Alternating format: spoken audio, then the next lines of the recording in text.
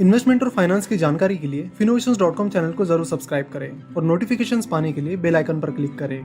नमस्कार। तो आज हम बात करेंगे केमकॉन स्पेशलिटी केमिकल्स लिमिटेड के आईपीओ के बारे में। शुरुआत करेंगे बेसिक डिटेल्स से और बाद में बिजनेस डिटेल्स के बारे में बात करेंगे। केमकॉन का आईपीओ 21 सितंबर से 23 सितंबर के बीच खुला रहेगा।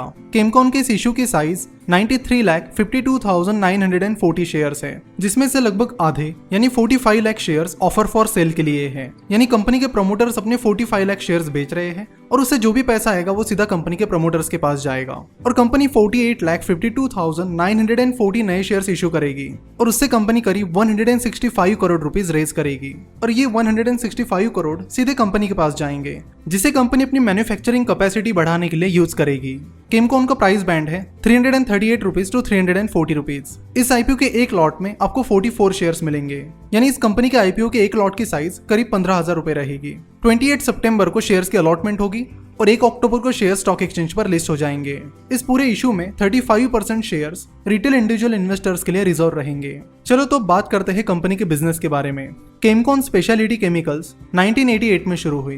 पहले कंपनी का नाम गुजरात क्विनन था। बाद में साल 2004 में company Chemcon engineers private limited के साथ मर्ज हुई और कंपनी का नाम बदलकर केमकॉन स्पेशलिटी केमिकल्स हुआ। केमकॉन एक B2B केमिकल कंपनी है, यानी उनके क्लाइंट्स इंडिविजुअल्स नहीं हैं, उनके सारे क्लाइंट्स अलग अलग बिजनेसेस हैं। कंपनी मेनली 2 सेगमेंट्स में काम करती है। पहला है फार्मास्यूटिकल केमिकल्स और दूसरा है ऑयल वेल कंप्लीशन केमिकल्स। तो शुरुआत करेंगे फार्मास्यूटिकल केमिकल्स से। Company HMDS that is hexamethyl disilane बनाती है और साथ ही CMIC that is chloromethyl isopropyl carbonate बनाती है। तो फार्मास्यूटिकल सेगमेंट में HMDS और CMIC ये 2 कंपनी के मेन प्रोडक्ट्स हैं। फाइनेंशियल ईयर 2020 में कंपनी का 57.4% रेवेन्यू फार्मा सेगमेंट से आया है, यानी HMDS और CMIC से आया है। तो शुरुआत करते हैं HMDS से। कंपनी का 43.8% रेवेन्यू HMDS से आता है। HMDS एंटीबायोटिक्स बनाने में यूज किया जाता है। HMDS का सबसे ज्यादा मार्केट शेयर चाइना के पास है। चाइना के पास HMDS का 42% मार्केट शेयर है और इंडिया के पास 6.76%। तो HMDS का इंडिया के पास जितना मार्केट शेयर है वो मेनली केमकॉन की वजह से ही है, क्योंकि केमकॉन इंडिया की अकेले HMDS बनाने वाली कंपनी है। इंडिया की फार्मास्यूटिकल कंपनीज को एंटीबायोटिक्स और एंटी स्ट्रेस फॉर्मुलेशंस बनाने के लिए HMDS की जरूरत पड़ती है और उनकी ज्यादातर जरूरत इंपोर्ट के जरिए पूरी होती है। इंडिया में जितना भी HMDS यूज होता है ज्यादातर चाइना से इंपोर्ट किया जाता है। लेकिन पॉजिटिव बात यह है कि ये जो इंपोर्ट का परसेंटेज है ये धीरे धीरे कम हो रहा है। 2013 में इंडिया अपनी टोटल रिक्वायरमेंट का 65% HMDS इंपोर्ट करता था। साल 2018 तक ये फिगर कम होकर 60% पर आई है और इस ड्रॉप से सबसे ज्यादा फायदा अगर किसी कंपनी को हुआ है तो वो है केमकॉन, क्योंकि फिलहाल केमकॉन HMDS बनाने वाली इंडिया की अकेली कंपनी है। हाँ, कुछ और केमिकल कंपनीज भी HMDS मैन्युफैक्चरिंग में एंटर कर रही है, तो उन्हें भी आगे चलकर इस चीज का फायदा मिल सकता है।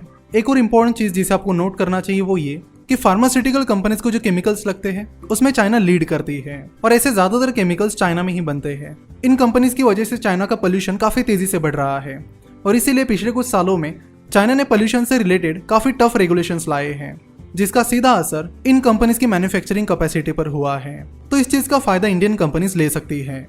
अब बात करते हैं CMIC के बारे में। CMIC टेनोफोविर में यूज होती है, जो कि एक एंटी एड्स और एंटी हेपेटाइटिस बी ड्रग है। टेनोफोविर USFDA अप्रूव्ड ड्रग है जो HIV और हेपेटाइटिस बी की ट्रीटमेंट के लिए यूज की जाती है। CMIC इंडस्ट्री में भी केमकॉन एक लीडिंग प्लेयर है। दुनिया में 2 ही कंट्रीज है जो CMIC बनाती है, इंडिया और चाइना।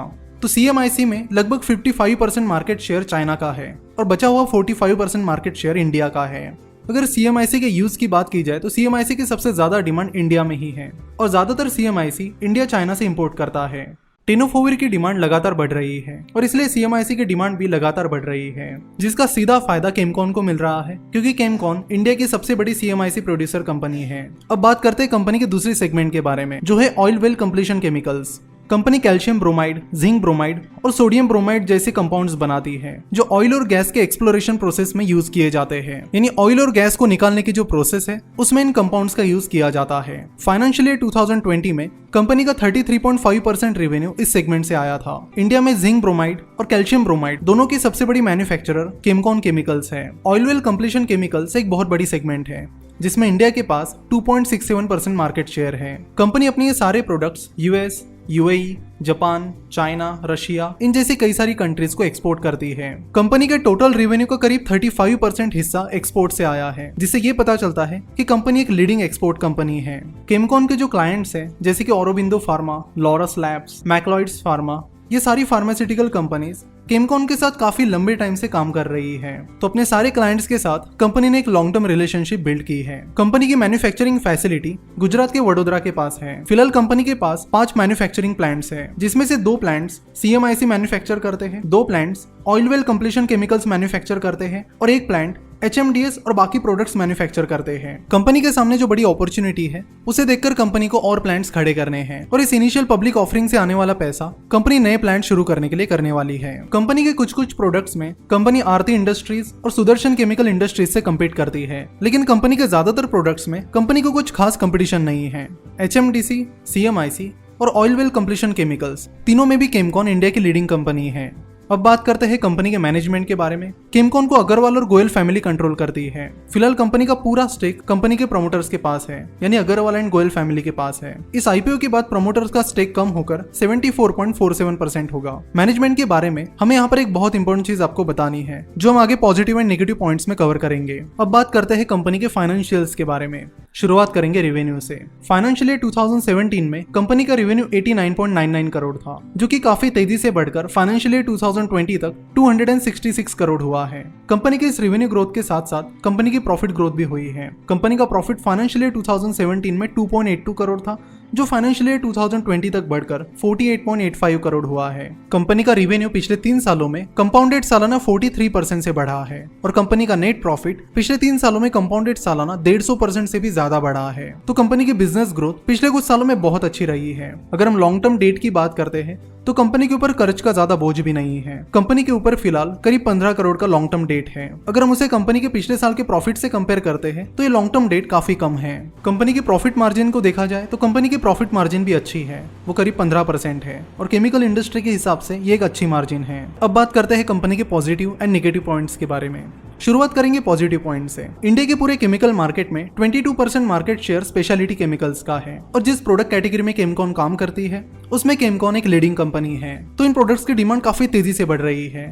ऐसे में आगे चल के इस इंडस्ट्री में और कंपटीटर भी आ जाते हैं तो भी कंपनी के पास ग्रोथ की बहुत सारी अपॉर्चुनिटीज अवेलेबल होगी। जैसे कि हम सभी को पता है कि यूएस और चाइना के बीच ट्रेड वॉर चल रहा है, जिसमें दोनों भी कंपनीज एक दूसरे से होने वाला इंपोर्ट कम करना चाहती है। ऐसे में ये केमकॉन जैसी कंपनीज के लिए एक बहुत बड़ी अपॉर्चुनिटी है, जहां पर यूएस को अपने प्रोडक्ट्स एक्सपोर्ट कर सकते हैं। फिलहाल इंडिया और चाइना के बीच भी डिस्प्यूट्स चल रहे हैं। ऐसे में अगर गवर्नमेंट कुछ रेस्ट्रिक्शंस लगाती है और इंडियन फार्मास्यूटिकल कंपनीज को चाइना से प्रोडक्ट्स इंपोर्ट करने के लिए रेस्ट्रिक्शंस लगाती है तो इन चीजों का फायदा भी केमकॉन को हो सकता है। अब बात करते हैं कंपनी के नेगेटिव पॉइंट्स के बारे में। केमकॉन अपने ज्यादातर रॉ मटेरियल्स चाइना से इंपोर्ट करती है, तो अगर इंडिया और चाइना के बीच का डिस्प्यूट्स बढ़ता है और कुछ गवर्नमेंट रेगुलेशन आते हैं तो उसका खराब इंपैक्ट केमकॉन पर हो सकता है। तो इंडिया चाइना डिस्प्यूट्स बढ़ते हैं और कुछ स्ट्रिक्ट रेगुलेशन आती है और ऐसे में अगर रॉ मटेरियल इंपोर्ट करना केमकॉन के लिए डिफिकल्ट जाता है तो उसका सीधा इंपैक्ट उनकी मैन्युफैक्चरिंग प्रोसेस पर होगा, जिसके चलते वो एग्जिस्टिंग कस्टमर्स को सप्लाई नहीं कर सकते और जो बढ़ती हुई डिमांड है शायद उसे भी वो फुलफिल नहीं कर पाएंगे। कोरोना वायरस के इस पैंडेमिक के बाद और चाइना की कुछ हरकतों के बाद कई सारी कंट्रीज ने केमिकल प्रोडक्ट्स मैन्युफैक्चर करना स्टार्ट किया है, जिसमें कई सारी इंडियन कंपनीज भी है। कंपनी का अगला नेगेटिव पॉइंट है कंपनी का management. Naresh Vijay Kumar Goyal and family के पास कंपनी का अच्छा खासा स्टेक है और कंपनी के प्रमोटर नरेश विजय कुमार गोयल और मिनल कमल अग्रवाल, इन दोनों पर सेबी ने एक्शन ली है और ये एक्शन इनसाइडर ट्रेडिंग और टेक ओवर रेगुलेशन से जुड़ी है। इतना ही नहीं, नरेश विजय कुमार गोयल पर करप्शन के आरोप है। दिसंबर 2018 में सीबीआई कोर्ट ने उन्हें दोषी मानते हुए 2 साल और 3 साल की सजा सुनाई थी। सीबीआई कोर्ट के इस ऑर्डर को चैलेंज करते हुए नरेश विजय कुमार गोयल ने हाई कोर्ट में अपील की। बाद में राजस्थान हाई कोर्ट ने नरेश गोयल की सजा रोक दी और अभी ये मामला हाई कोर्ट में चल रहा है। तो कंपनी के मैनेजमेंट पर चल रही है 2-3 केसेस कंपनी को कॉर्पोरेट गवर्नेंस के मामले में काफी वीक बना देती है। अब बात करते हैं कंपनी के वैल्यूएशन के बारे में। कंपनी अपना IPO 22 के प्राइस टू अर्निंग रेशो पर ला रही है। पूरी केमिकल इंडस्ट्री का average price to earning ratio 36 है और साथ ही कंपनी की जो ग्रोथ चल रही है और फ्यूचर प्रोस्पेक्टस है उसके अनुसार कंपनी का ये वैल्यूएशन सही नजर आ रहा है। तो अगर कंक्लूजन की बात की जाए तो केमकॉन का IPO हमें बताता है कि कंपनी के फाइनेंशियल्स बहुत स्ट्रांग है और वैल्यूएशन भी अच्छा है, लेकिन कंपनी का मैनेजमेंट अच्छी पोजीशन में नजर नहीं आ रहा है। तो इन सारी चीजों का आप जरूर ध्यान रखें।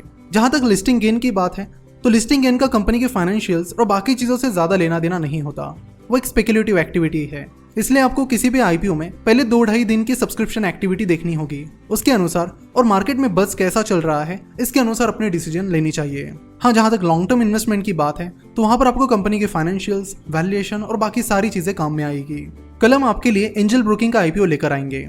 वैसे कौन सा आईपीओ कब आ रहा है, उसके डिटेल्स और बाकी सारी चीजें आप हमारी वेबसाइट finnovations.com पर जाकर आईपीओ सेक्शन चेक करके देख सकते हो। लिंक नीचे डिस्क्रिप्शन में दी गई है। हमारे आईपीओ न्यूज़लेटर को साइन अप करके आप नए आईपीओ के अपडेट्स सीधे आपके ईमेल आईडी पर पा सकते हो। आज का वीडियो कैसा लगा हमें कमेंट करके जरूर बताएं और साथ ही अपने सारे दोस्तों के साथ भी रिव्यू शेयर कीजिए ताकि उन्हें भी कंपनी के बारे में पूरी जानकारी मिले। आज की वीडियो देखने के लिए और हमसे जुड़े रहने के लिए आपका बहुत बहुत धन्यवाद।